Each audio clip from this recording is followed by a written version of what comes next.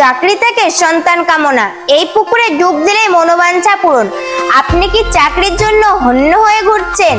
রয়েছে সন্তান না হওয়ার জ্বালা, এছাড়াও জীবনে রয়েছে আরো অন্যান্য সমস্যা? তাহলে একবার আসুন, এই পুকুরে পূর্ণ হবে আপনার মনোবাসনা। দূর দূরান্ত থেকে বহু মানুষ নিজের স্বপ্ন পূরণে এই পুকুরে স্নান করেন, কিন্তু কোথায় রয়েছে এই পুকুর?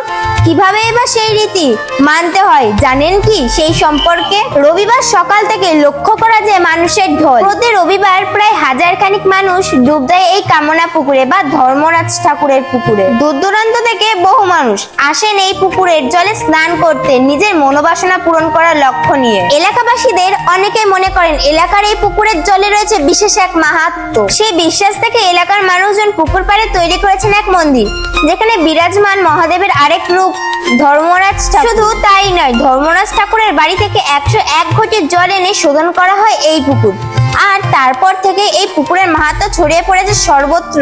গরমের তীব্র তাপদাহ উপেক্ষা করে দূর দূরান্ত থেকে বহু মানুষ এসে ডুব দিচ্ছেন এই পুকুরের জলে। মহিলা, পুরুষ, শিশুদের পাশাপাশি বৃদ্ধ বৃদ্ধা আসছেন এই পুকুরের জলে নেমে একবার ডুব দিতে। মানুষের বিশ্বাস যে এই রীতি যে কোনো পরিস্থিতি বদলে দিতে পারে এই কামনা পুকুর। আজ আমরা পৌঁছে গেছিলাম সেই ধর্মরাজ ঠাকুরের মাহাত্ম্যকে স্বচক্ষে দেখতে।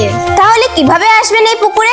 পূর্ব বর্ধমান কাটোয়া থানা অন্তর্গত শিখন্ড দেবকুণ্ড গ্রামে রয়েছে কামনা পুকুর, সঙ্গে রয়েছে ধর্মরাজ ঠাকুরের মূল মন্দির। যদি আপনিও কোনো রোগভোগে জুড়ে থাকেন তাহলে অবশ্যই একবার এসে ঘুরে যান এই মন্দির থেকে, আর করে যান এই কামনা পুকুরে একবার স্নান। আসতে কোনো প্রবলেম হলেই অবশ্যই কমেন্ট বক্স করবেন, আমরা সাহায্যের হাত বাড়িয়ে দেব। জয় ধর্মরাজ ঠাকুরের জয়। তাহলে আসুন আজ ধর্মরাজ ঠাকুরের মাহাত্ম্যকে চারিদিকে ছড়িয়ে দিতে প্রচুর শেয়ার করি আর সবাইকে দেখার সুযোগ করে দিই। জয় ধর্মরাজ ঠাকুরের জয়, জয় মহাদেবের জয়, হর হর মহাদেব। গতবার থেকে